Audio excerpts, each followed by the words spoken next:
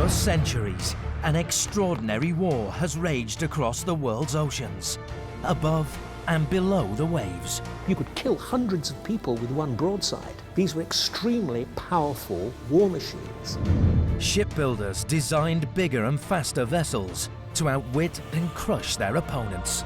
That nation that has most powerful battleship fleet can destroy the enemy's battleship fleet and therefore control the seas. And if you control the seas, you control the world. They carried terrifying weapons. This was going to be the first time that somebody had fired a torpedo in anger since World War II. They needed to get it right. But ships have also liberated and rescued thousands. You can think of Gerda 3 as basically a lifeboat for persons hunted by the Nazis. And inspired men and women to acts of incredible bravery. I will take you there now, to your cannons, to your death. We will sink before surrender.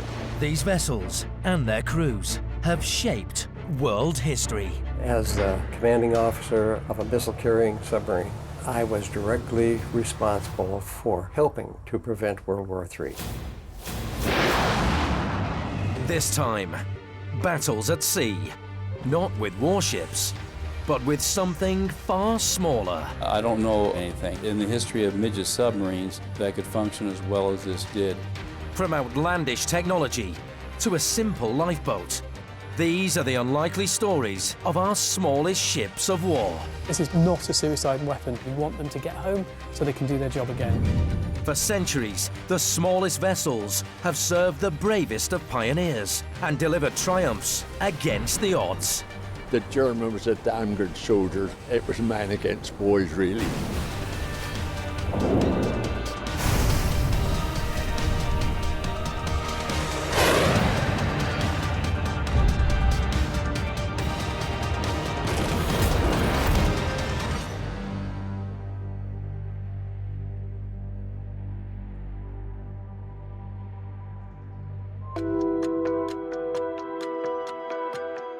In 1935, an old wooden boat was recovered from a lake in New York State.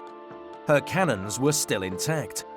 It was soon confirmed that this was the oldest American combat ship ever found.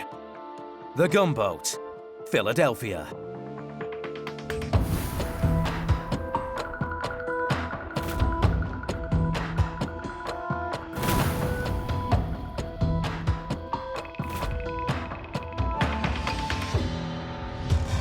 The Philadelphia fought and sank in the American War of Independence. Over 200 years of US naval history can be traced right back to this small gunboat. By 1776, the Revolutionary War was into its second year. The brand new Philadelphia's task was to defend the Champlain Valley, the American colony's northern frontier. It was feared the British would try to crush the rebellion by launching an attack from Canada. For both sides in the war, rivers and waterways were key transport arteries. There were very few frontier roads in those days, so using the water was the main way, not only to move troops, but to move in particular their supplies. So whoever had command of the lake in that campaign was going to be dominant, and both sides knew this. Defending Lake Champlain for the Americans was General Benedict Arnold. He had little time and few resources. The Americans had to build their ships from the standing timber of the forests, and that was the creation of this little gunboat navy that Benedict Arnold was mostly responsible for putting together. The Philadelphia was one of those hastily built boats.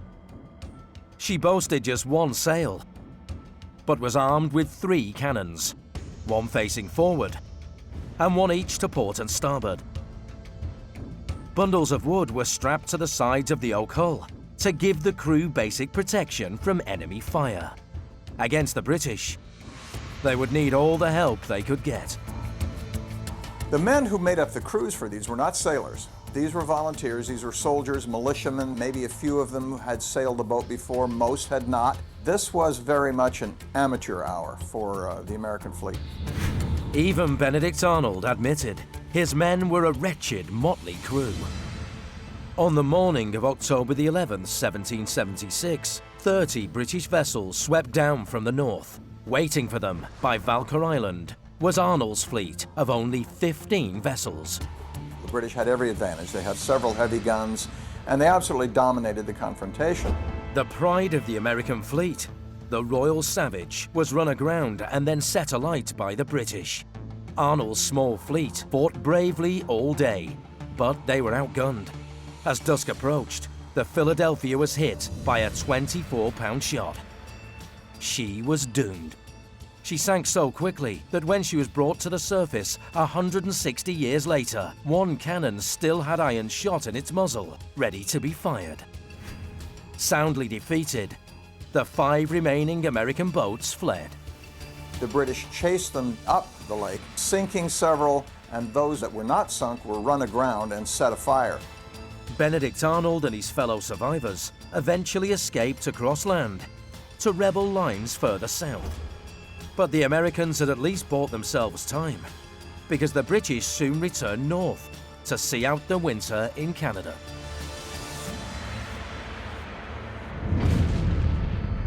The gunboat Philadelphia's career had lasted all of 2 months, but her legacy lasted much longer. When the United States finally won its independence, they kept faith with small gunboats. They quickly became better crewed and better armed. In 1862, Philadelphia's natural successor became a legendary vessel of the American Civil War, the USS Monitor. She is flat-bottomed to allow her to operate close inshore. She is steam-powered, and she is the first ship fitted with a revolving gun turret. And her turret gives her this enormous advantage of being able to fire her guns in any direction that she wants. The Monitor was unlike anything ever seen in maritime history. Just 180 feet long, and with a deck only 18 inches above the waterline. The Monitor was designed to give enemy gunners as small a target as possible. At the Battle of Hampton Roads, the Monitor engaged in a 4-hour gun battle with the South's warship, the Virginia.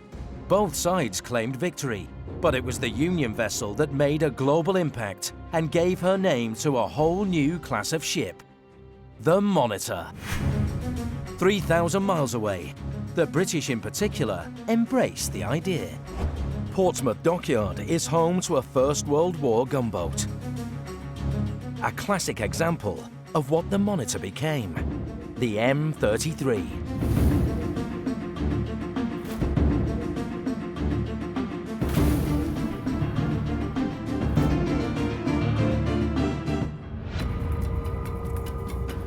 The outbreak of war in 1914 led to a rush of new warships. At the time, Winston Churchill was First Lord of the Admiralty. He saw monitors as a key part of an expanded British fleet. It's said that Churchill designed M33 himself, scribbling the plans on the back of a cigarette packet. Those plans were made real by the Harland and Wolff shipyard in Belfast. 3 years earlier, they'd made their name building the Titanic, but now they hurried to build an intimidating little warship.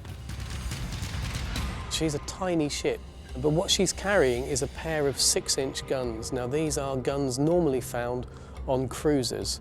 So tiny hull, very big armament, almost no armour at all, and very slow speed.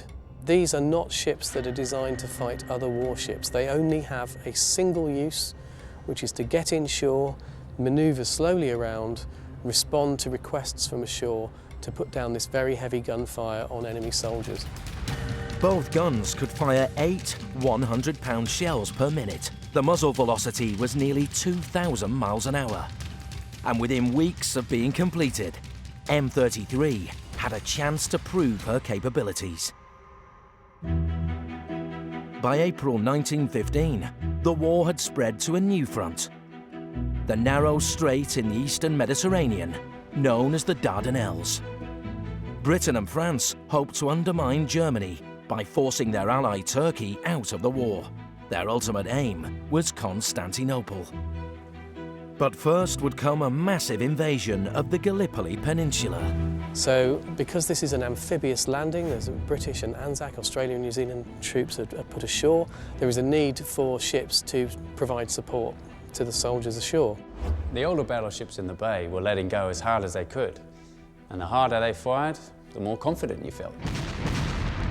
So, although it was a precarious position for a bloke to find himself in, you sort of made up your mind that, well, we're here, and the only way the enemy can get us off is by carrying us off, feet first.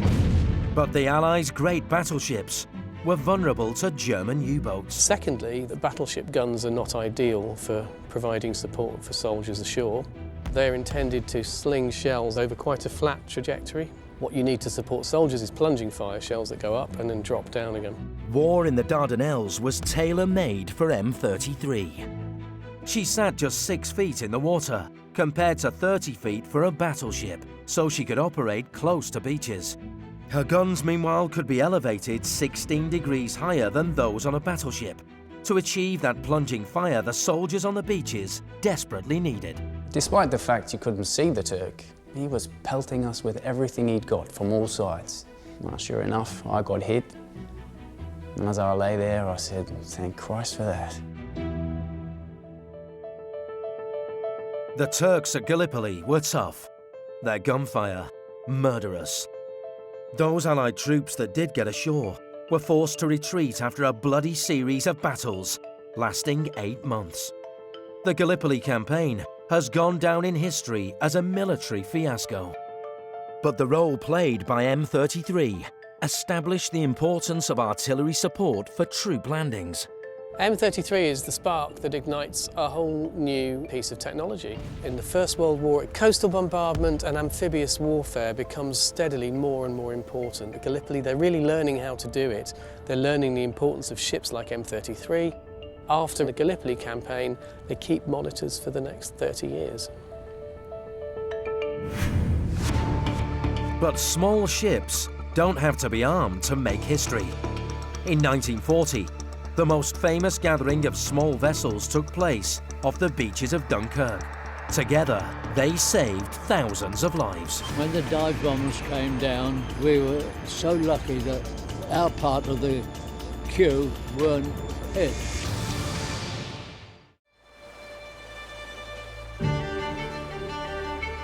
The River Thames in late summer is the setting for a remarkable reunion. Arriving from all over Britain is a collection of Second World War veterans. When fleeing the German army, they were famously rescued by a motley collection of small ships. Together, they turned one of the greatest disasters in British history into an unexpected triumph. It's because of you gentlemen that have made the effort to come and given us our freedom today that we are here. So it's your day.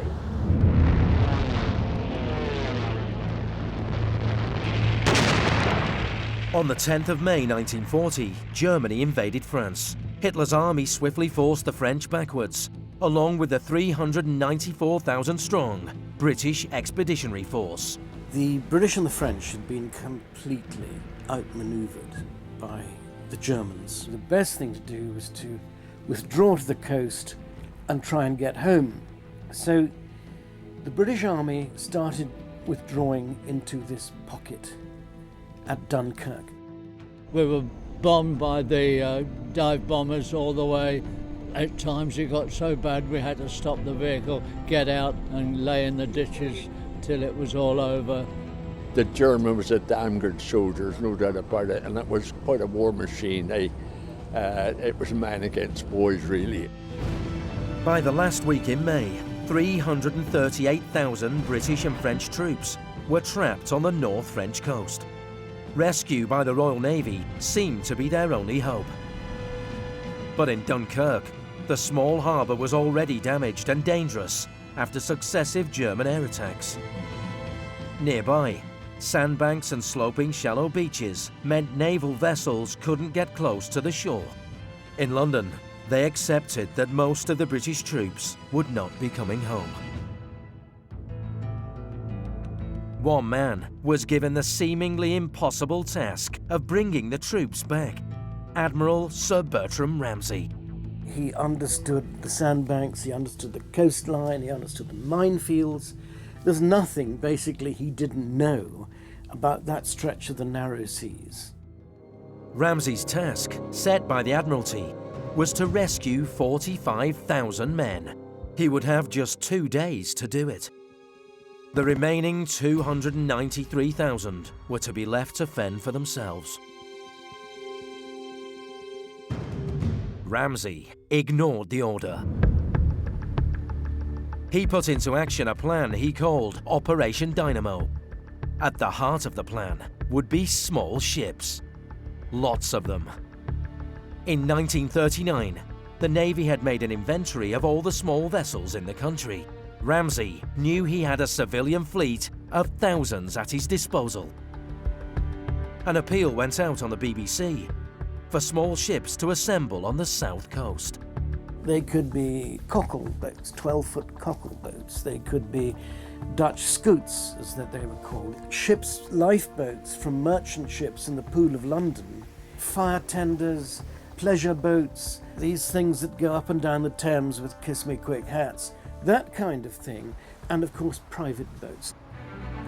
In amongst the flotilla of little ships were 19 lifeboats from the Royal National Lifeboat Institution. Amongst them was the Thomas Kirkwright from Poole in Dorset. In order to avoid enemy fire, the channel crossing was going to be at night and without lights. The Royal Navy crewed most of the lifeboats, but the boats from Ramsgate and Margate were left in the hands of the lifeboat volunteers. It's about 30 miles from Dover to Dunkirk, and the Navy had given Ramsgate and Margate the instructions that they needed for the safest possible crossing that they could have. So they were aware of where enemy fire was concentrated. They were also aware of the areas where there were mines. So it was risky, it was dangerous, it was quite a choppy crossing as well, and again without navigation lights, so it was quite a dangerous journey across.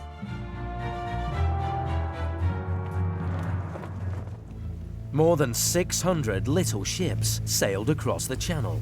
They joined 39 Royal Navy destroyers waiting off the coast or in Dunkirk's small harbour. On the beach, officers organised the thousands of troops into long, orderly queues. By this time, the Germans were well aware of what was going on.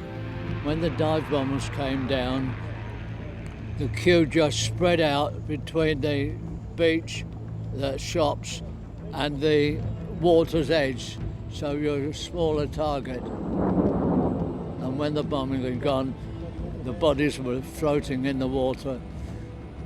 We were so lucky that our part of the queue weren't hit. I was on this queue waiting to get onto one of the little boats, and I don't know how long I was on it for, but it must have been 2 or 3 hours, and eventually I got to the front of the queue, and when I got to the front of the queue, there were 2 officers, one each side of the queue with revolvers in their hand. They said to me, "What division are you at?" And I said, "I'm the 44th Home Counties Division, sir." He said, "Well, bugger off out of here because you're in the wrong queue." James Baines eventually made it back to Britain, along with 338,000 others. Admiral Ramsay's operation had surpassed all expectations. His little ships were the key, either by ferrying men to the waiting destroyers or by taking them home right across the channel. It's believed the 19 lifeboats accounted for 3,500 men between them, but success came at a cost. 6 destroyers were sunk, and over 100 little ships never came back. Of the 19 lifeboats that went out to Dunkirk, many of them were severely damaged and quite a few of them came back riddled with bullet holes. There was only one lifeboat that was lost, which was the Viscountess Wakefield from Hythe Lifeboat Station, which was completely wrecked during the Dunkirk evacuation, so never returned. These few, these precious few, let us now remember in silence.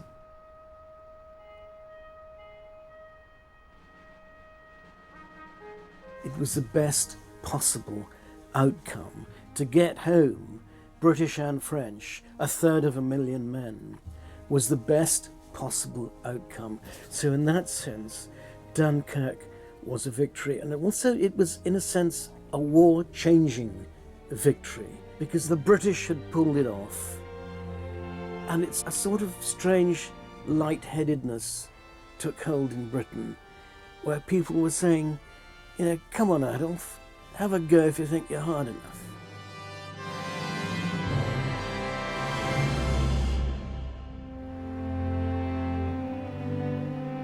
Each veteran today went out to defend hard-won freedoms into a world that, one way or another, wanted to remove those freedoms.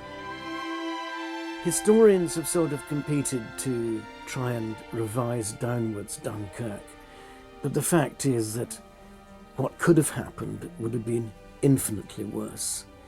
It would have been 250,000 Brits in prisoner of war camp, and that didn't happen. Dunkirk proved what volunteers and vast numbers of small ships could do.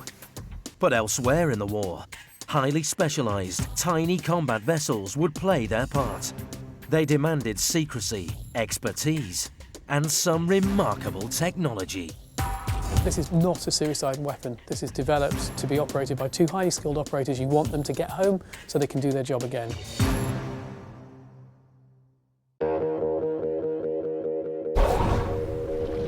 The Second World War was a coming of age for the submarine.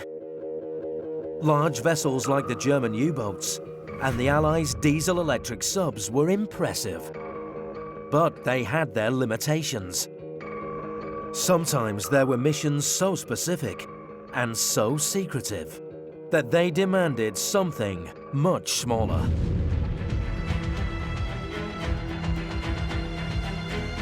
The Japanese air attack on Pearl Harbor in December 1941 shocked the world and dragged the United States into the war. But there's a part of the Pearl Harbor story that is very rarely told. It involved a fleet of mini submarines. One of the vessels that took part was HA-19.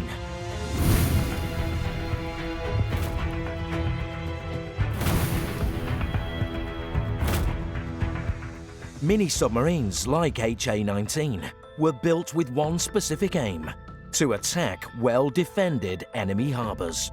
They could do what full-size subs couldn't. All of our harbors, including Pearl Harbor, were protected from submarine attack by submarine nets. The challenge for Japan was to find a way to avoid these highly effective defenses. In the late 1930s, they came up with an ingenious solution. The goal was to have a submarine that would have such a shallow draft that when an American naval ship came in or out of that harbor, they could simply slide through the nets while they were down for the American battleship or cruiser or whatever to go through. By early December 1941, the Japanese had 5 micro-subs ready to deploy. They were nicknamed targets to disguise their real purpose. Each micro-sub would be carried into combat by a full-size parent sub. The micro-sub would be released close to their objective, where the 2 powerful torpedoes in the bow could be a threat to any harbor in the world. I don't know in the history of Midget submarines anybody who put that particular combination together before to have such a powerful submarine operated by such a massive bank of batteries that could function as well as this did.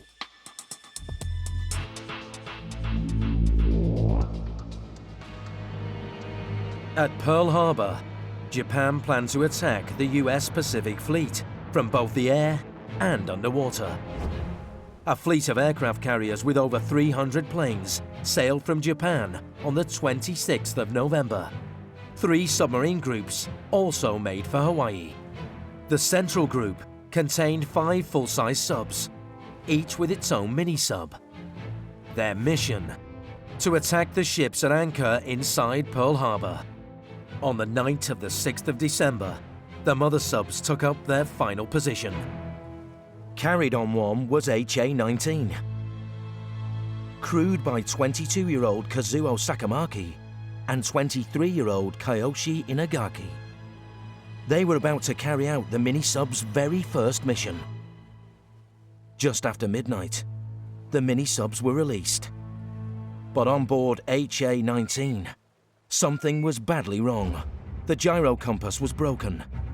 Steering was impossible.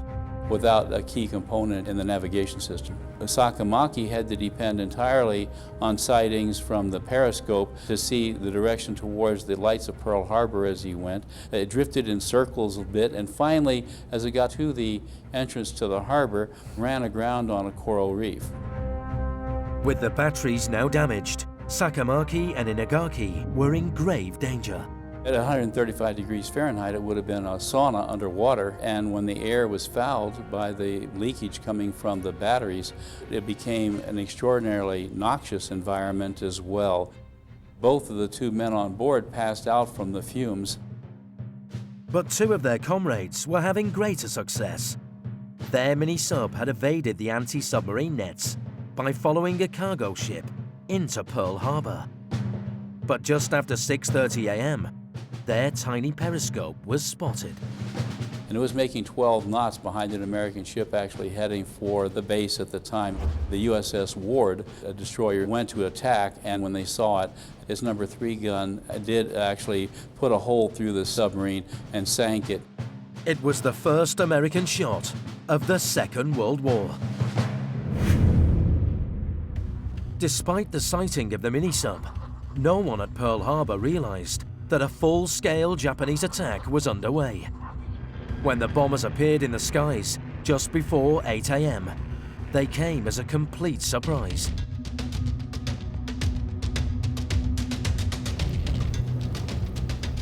As the US Pacific Fleet burned, the crippled mini-sub HA-19 was swept onto rocks close to shore. Inagaki and Sakamaki were in bad shape.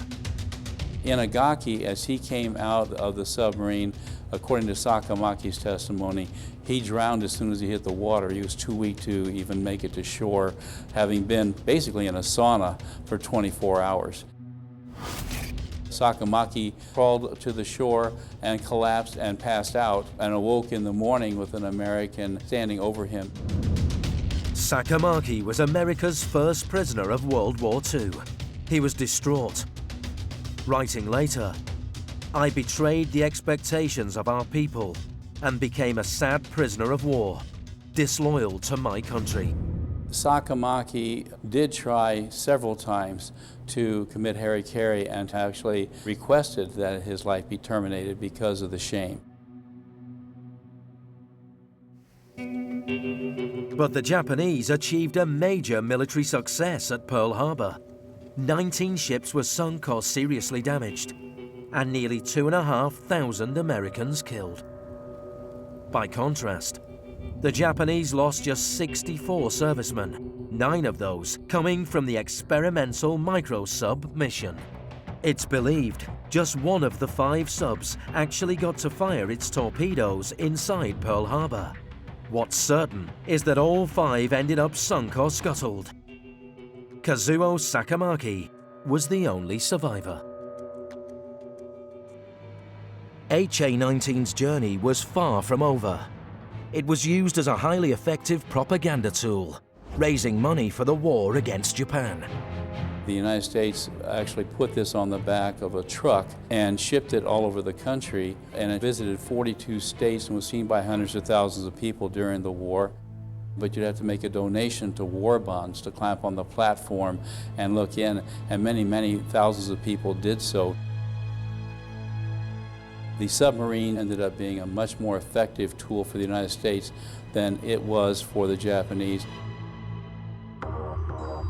Whilst the Japanese microsubs failed, just a few days later, on the other side of the world, an even smaller craft would prove far more successful. A rare example of a most unusual combat ship can be found in a museum storeroom in Portsmouth, England. This is an Italian San Bartolomeo torpedo, but it's not just any torpedo. This is a human torpedo. This is designed to be driven into action by a pair of frogmen. It was very difficult to drive. Its operators nicknamed it the Mayali, or the pig, basically because it's a pig to steer.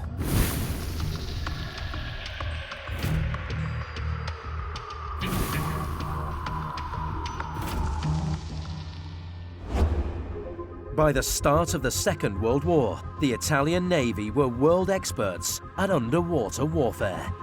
Like the Japanese mini-subs, the Mayale were clamped to the deck of a parent submarine and delivered to their target.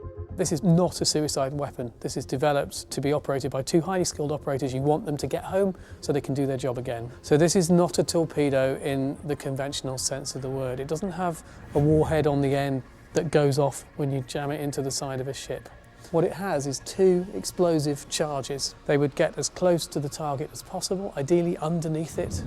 They would then drop both of those charges underneath the target. They would then turn around with the remainder of the submarine from here backwards, and they would go home. The Mayale was powered by electric batteries. Its two-man crew wore rubber suits and breathed bottled oxygen. So you've got two frogmen in here. One of them is actually the pilot of the craft, so he sits in the front seat. He's got depth control. He's got a little fairly primitive instrument panel, and it's his job to take it into action. His number two, the guy in the back seat, his job really is to help with the deployment of the mines, drive it into action, drop the mines, get out again. So the job is very simple in concept, but actually extremely hard to do. But that's exactly what 6 Italian frogmen achieved in the weeks after Pearl Harbor. Italy, as an ally of Germany, was fighting the British for naval supremacy of the Mediterranean. A successful attack on the British fleet in Alexandria would be a significant victory. On the 3rd of December, the submarine Scire left the Italian port of La Spezia carrying 3 Mayale. A week later, it picked up 6 frogmen from the island of Leros. On the 18th of December, Scire arrived outside Alexandria harbour undetected. Just after midnight, the Mayale evaded anti-submarine nets by slipping in behind 3 destroyers. They didn't even have to dive beneath the surface to access the harbour. 2 headed for the battleships Valiant and Queen Elizabeth, the third for a tanker named the Sagona. All successfully placed their charges. But there, their luck runs out. The operators try and get ashore, they are caught, the British are interrogating them while the clock is ticking on the warheads. 2 of them are actually being interrogated on board one of the ships that they've planted charges underneath. The British deliberately detained the Italians on HMS Valiant, hoping they'd confess if their own lives were at risk. But the frogmen bravely refused to talk. Then, just after 6 a.m, the charge under Valiant detonated, closely followed by Queen Elizabeth and the tanker Sagona. All 3 ships sank to the bottom of Alexandria harbour. Miraculously, all 6 of the Italian frogmen survived the attack. Now the British are able to recover the ships because they've sunk in a harbour, but it takes months. They are out of service for nearly a year. So very, very cheap, very simple technology has put down a battleship, and that's what this technology is all about. This allows a smaller power to punch above its weight. For a few vital months, the Italians became the dominant force in the eastern Mediterranean. Human torpedoes don't change the direction of naval warfare, but they are a significant moment in history. And there is that little window in the Mediterranean in 1941 when these things have had an absolutely dramatic effect on major world events. The missions of the mini-subs and human torpedoes pushed the boundaries of technology. But a year later, a team of Royal Marines would set out on the most arduous mission of all, using only canoes. It was exceptionally dangerous. The chances of getting home alive were practically zero. 1942. The Second World War is in its 3rd year, and the Allies have a major problem. Fast German cargo ships continue to break through Allied blockades, to reach the ports of Germany and occupied Europe. Each and every ship is adding to the German war effort. There are a couple of ways that German ships could get in. One was to go right up to northern Norway and then creep down through territorial waters. And the other way was simply to dart eastwards across the Bay of Biscay from the mid-Atlantic into French ports. A way had to be found to stop the cargo ships. Bordeaux, the major French port in the west, was the obvious target. But bombing the port wasn't an option. The civilian casualties would be too high. Another method had to be found.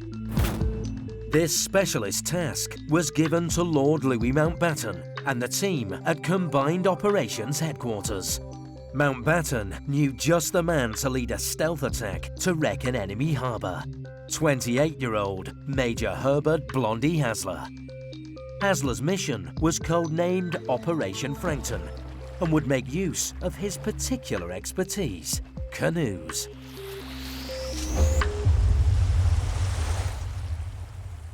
In early July, Hasler selected 30 Marines and brought them for training at Lumps Fort in Southsea.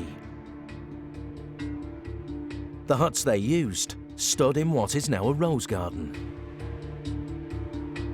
None of the men had any experience with canoes. Hasler described them as weedy, whom life has kicked around enough to develop the courage and will to see a job through. The Marines' training was grueling. The first thing that Hasler needed to do was ensure that they had the required fitness level. This he did by basically making them run down the beach. He used to make them jump in bare feet onto the shingle, stones, 8 foot below, and then they would run up and down. And once he'd attained the fitness level that he required of them, he then put them in canoes and he showed them how to paddle, absolutely everything to do with the use of canoes. At first, they practiced on the Thames, learning how to paddle without making a sound. Then they rehearsed slipping into Portsmouth Harbour undetected. These were basic Royal Marines who had no specialised skills, i.e. navigation or seamanship skills at all. At all times, he made sure they had one really important piece of equipment, and that was a Reliant life jacket, because most of them couldn't swim. The canoes themselves were very simple, flat-bottomed, canvas sides, easily collapsible. Officially, they were Cockle Mark IIs, but they were nicknamed cockle shells.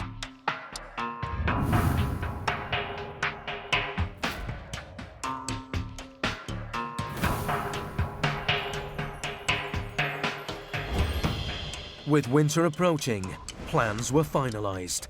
The Marines would be taken close to the Gironde estuary by submarine. They would then paddle themselves 60 miles upstream before planting limpet mines on the cargo ships docked in Bordeaux.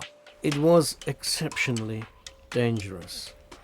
The chances of success weren't that high. The chances of getting home alive were practically zero. Bearing in mind that they only started the training at the end of July, and they were going out on a submarine at the end of November, it didn't give them an awful lot of time.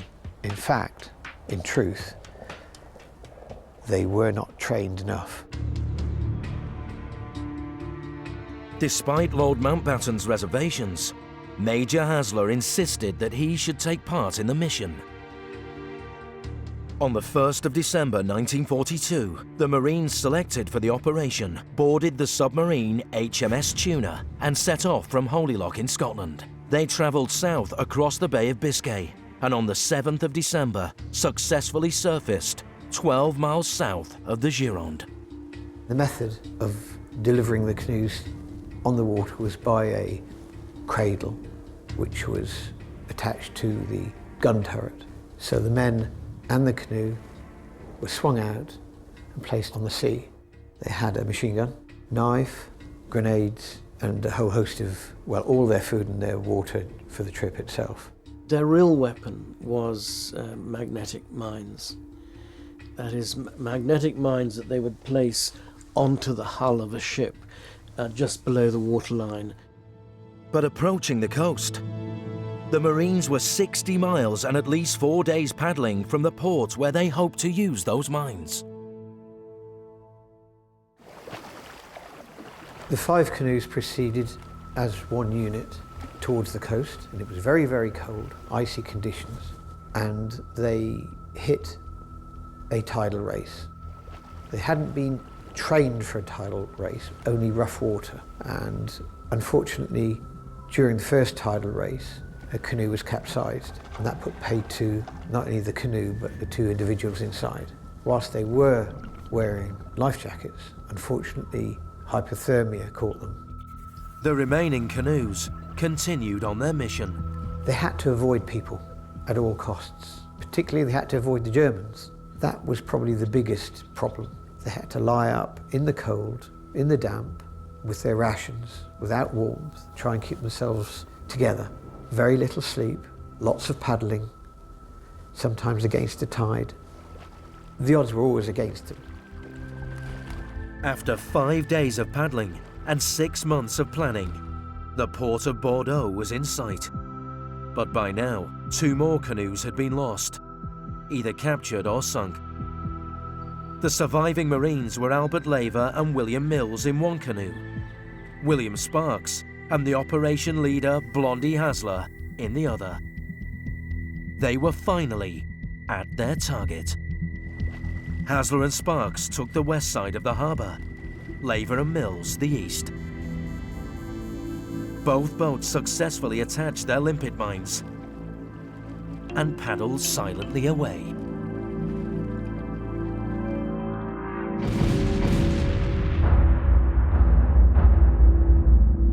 Five ships were damaged by the explosions. But Operation Frankton was a limited success. Bordeaux harbour was disrupted for a while, but the 5 damaged ships were soon repaired and back in action. Hasler and his crewmate Sparks were the only survivors of Operation Frankton. They made it home, having been on the run for 5 months. I think it's all about bravery. Hasler was brave, but I think the men more so.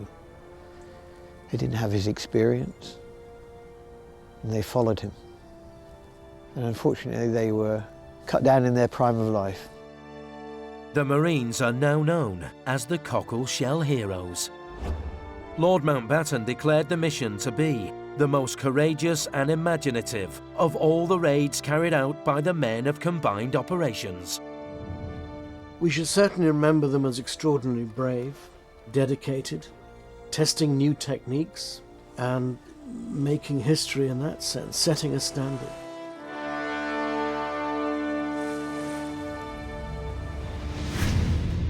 The smallest ships of war have changed and developed with each passing age. But whether backed by expertise, immense bravery, or sheer willpower, they have proved an ability to defy the elements and superior odds. In failure and success, the stories of the smallest ships will long be remembered.